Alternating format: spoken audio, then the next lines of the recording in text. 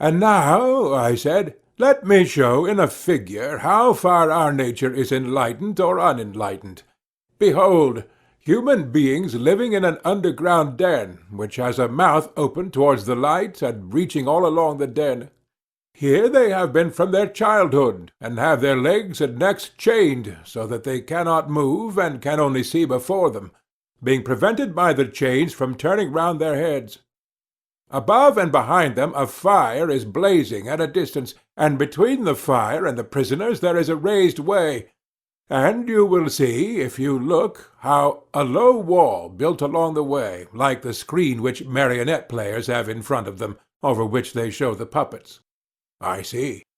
And do you see, I said, men passing along the wall, carrying all sorts of vessels and statues and figures of animals made of wood and stone and various materials, which appear over the wall? Some of them are talking, others silent. You have shown me a strange image, and they are strange prisoners. Like ourselves, I replied, and they see only their own shadows, or the shadows of one another, which the fire throws on the opposite wall of the cave. True, he said. How could they see anything but the shadows if they were never allowed to move their heads? And of the objects which are being carried in like manner they would only see the shadows? Yes, he said. And if they were able to converse with one another, would they not suppose that they were naming what was actually before them? Very true. And suppose, further, that the prison had an echo which came from the other side, would they not be sure to fancy, when one of the passers-by spoke, that the voice which they heard came from the passing shadow? No question, he replied. To them, I said, the truth would be literally nothing but the shadows of the images. That is certain. And now look again, and see what will naturally follow if the prisoners are released and disabused of their error. At first, when any of them is liberated and compelled suddenly to stand up and turn his neck round and walk and look towards the light, he will suffer sharp pains. The glare will distress him, and he will be unable to see the realities of which in his former state he had seen the shadows. And then conceive some one saying to him that what he saw before was an illusion, but that now, when he is approaching nearer to being and his eye is turned towards more real existence, he has a clearer vision. What will be his reply? And you may further imagine that his instructor is pointing to the objects as they pass, and requiring him to name them. Will he not be perplexed? Will he not fancy that the shadows which he formerly saw are truer than the objects which are now shown to him? Far truer. And if he is compelled to look straight at the light, will he not have a pain in his eyes, which will make him turn away to take refuge in the objects of vision, which he can see, and which he will conceive to be in reality clearer than the things which are now being shown to him? True, he said. And suppose once more that he is reluctantly dragged up a steep and rugged ascent, and held fast until he is forced into the presence of the sun himself, is he not likely to be pained and irritated? When he approaches the light, his eyes will be dazzled, and he will not be able to see anything at all of what are now called realities. Not all in a moment, he said. He will require to grow accustomed to the sight of the upper world, and first he will see the shadows best, next the reflections of men and other objects in the water, and then the objects themselves. Then he will gaze upon the light of the moon and the stars and the spangled heaven, and he will see the sky and the stars by night better than the sun or the light of the sun by day? Certainly. Last of all, he will be able to see the sun, and not mere reflections of him in the water, but he will see him in his own proper place, and not in another, and he will contemplate him as he is. Certainly. He will then proceed to argue that this is he who gives the season and the years, and is the guardian of all that is in the visible world, and in a certain way the cause of all things which he and his fellows have been accustomed to behold. Clearly, he said, he would first see the sun, and then reason about him. And when he remembered his old habitation, and the wisdom of the den, and his fellow prisoners, do you not suppose that he would felicitate himself on the change, and pity them? Certainly he would. And if they were in the habit of conferring honours among themselves on those who were quickest to observe the passing shadows, and to remark which of them went before, and which followed after, and which were together, and who were therefore best able to draw conclusions as to the future, do you think he would care for such honours and glories, or envy the possessors of them? Would he not say, with Homer, better to be the poor servant of a poor master, and to endure anything, rather than think as they do and live after their manner? Yes, I think he would rather suffer anything than entertain these false notions and live in this miserable manner. Imagine once more, I said, such an one coming suddenly out of the sun to be replaced in his old situation. Would he not be certain to have his eyes full of darkness? To be sure. And if there were a contest, and he had to compete in measuring the shadows with the prisoners who had never moved out of the den, while his sight was still weak, and before his eyes had become steady, and the time which would be needed to acquire this new habit of sight might be very considerable, would he not be ridiculous? Men would say of him that up he went and down he came without his eyes, and that it was better not even to think of ascending, and if any one tried to loose another and lead him up to the light, let them only catch the offender, and they would put him to death. No question, he said. This entire allegory, I said, you may now append, dear Glaucon, to the previous argument. The prison-house is the world of sight. The light of the fire is the sun, and you will not misapprehend me if you interpret the journey upwards to be the ascent of the soul into the intellectual world according to my poor belief, which at your desire I have expressed, whether rightly or wrongly, God knows. But whether true or false, my opinion is that in the world of knowledge the idea of good appears last of all, and is seen only with an effort, and when seen is also inferred to be the universal author of all things beautiful and right, parent of light and of the Lord of light in this visible world, and the immediate source of reason and truth in the intellectual, and that this is the power upon which he who would act rationally, either in public or private life, must have his eye fixed. I agree, he said, as far as I am able to understand you. Moreover, I said, you must not wonder that those who attain to this beatific vision are unwilling to descend to human affairs, for their souls are ever hastening into the upper world where they desire to dwell, which desire of theirs is very natural, if our allegory may be trusted. Yes, very natural. And is there anything surprising in one who passes from divine contemplations to the evil state of man, misbehaving himself in a ridiculous manner, if, while his eyes are blinking, and before he has become accustomed to the surrounding darkness, he is compelled to fight in courts of law, or in other places, about the images, or the shadows of images, of justice, and is endeavoring to meet the conceptions of those who have never yet seen absolute justice? Anything but surprising, he replied. Any one who has common sense will remember that the bewilderments of the eyes are of two kinds, and arise from two causes, either from coming out of the light or from going into the light, which is true of the mind's eye quite as much as of the bodily eye.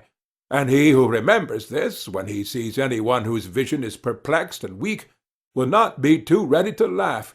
He will first ask whether that soul of man has come out of the brighter life, and is unable to see because unaccustomed to the dark, or having turned from darkness to the day, is bedazzled by excess of light.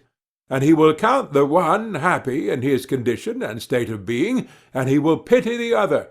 Or, if he have a mind to laugh at the soul which comes from below into the light, there will be more reason in this than in the laugh which greets him who returns from above out of the light into the den. That, he said, is a very just distinction. But then, if I am right, certain professors of education must be wrong when they say that they can put a knowledge into the soul which was not there before, like sight into blind eyes. They undoubtedly say this, he replied. Whereas our argument shows that the power and capacity of learning exists in the soul already, and that just as the eye was unable to turn from darkness to light without the whole body, so too the instrument of knowledge can only, by the movement of the whole soul, be turned from the world of becoming into that of being, and learn by degrees to endure the state of being, and of the brightest and best of being, or, in other words, of the good. Very true. And must there not be some art which will effect conversion in the easiest and quickest manner, not implanting the faculty of sight, for that exists already, but has been turned in the wrong direction, and is looking away from the truth? Yes, he said, such an art may be presumed. And whereas the other so-called virtues of the soul seem to be akin to bodily qualities, for even when they are not originally innate they can be implanted later by habit and exercise, the virtue of wisdom, more than anything else, contains a divine element which always remains, and by this conversion is rendered useful and profitable, or, on the other hand, hurtful and useless. Did you never observe the narrow intelligence flashing from the keen eye of a clever rogue, how eager he is, how clearly his paltry soul sees the way to his end? He is the reverse of blind, but his keen eyesight is forced into the service of evil, and he is mischievous in proportion to his cleverness. Very true, he said. But what if there had been a circumcision of such natures in the days of their youth, and they had been severed from those sensual pleasures, such as eating and drinking, which, like leaden weights, were attached to them at their birth, and which drag them down and turn the vision of their souls upon the things that are below? If, I say, they had been released from these impediments and turned in the opposite direction, the very same faculty in them would have seen the truth as keenly as they see what their eyes are turned to now. Very likely. Yes, I said, and there is another thing which is likely, or rather a necessary inference from what has preceded, that neither the uneducated and uninformed of the truth, nor yet those who never make an end of their education, will be able ministers of state.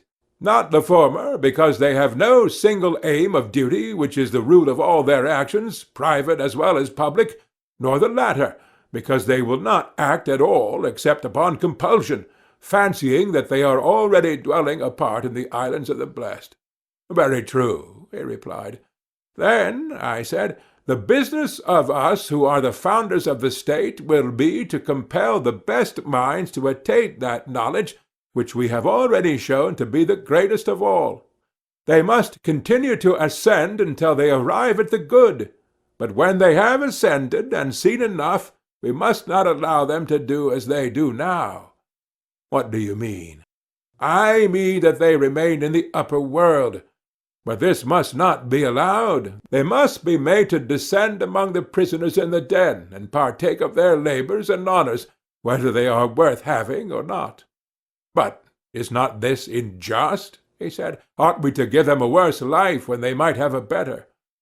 You have again forgotten, my friend, I said, the intention of the legislator, who did not aim to make any one class in the state happy above the rest.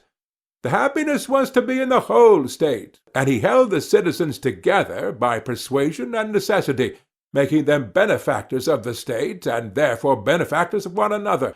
To this end he created them, not to please themselves, but to be his instruments in binding up the state. True, he said, I had forgotten.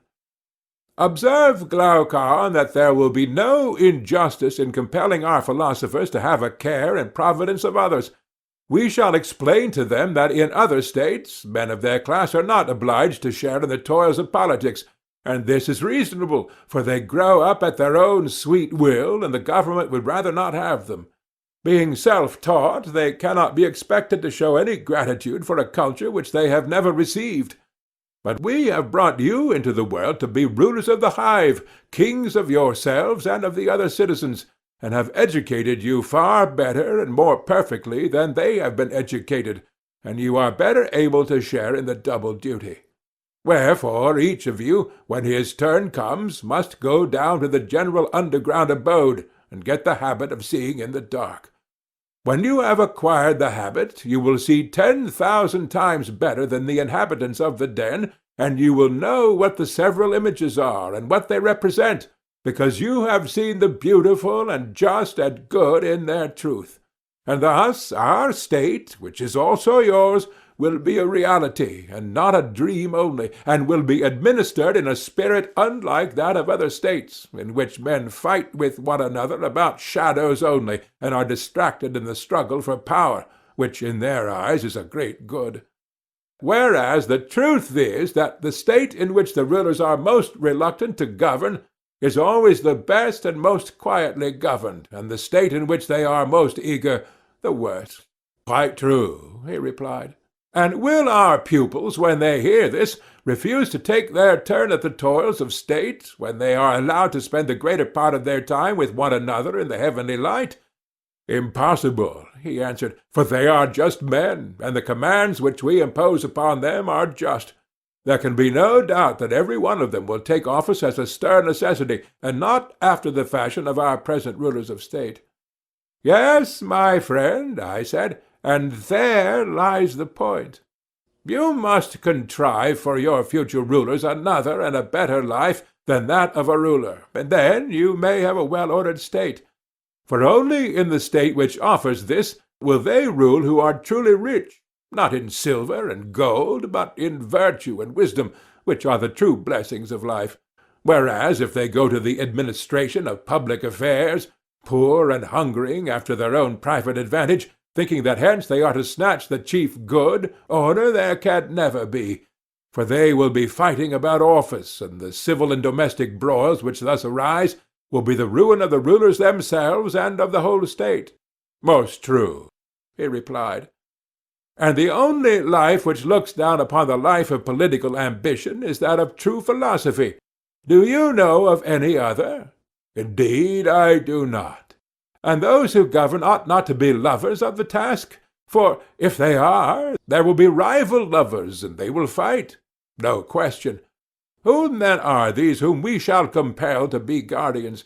Surely they will be the men who are wisest about affairs of state, and by whom the state is best administered, and who at the same time have other honors, and another and a better life than that of politics. They are the men, and I will choose them, he replied. And now shall we consider in what way such guardians will be produced, and how they are to be brought from darkness to light, as some are said to have ascended from the world below to the gods? By all means.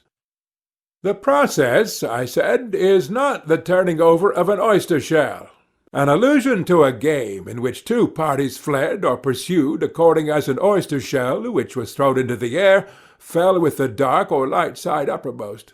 But the turning round of a soul passing from a day, which is little better than night, to the true day of being, that is, the ascent from below, which we affirm to be true philosophy. Quite so.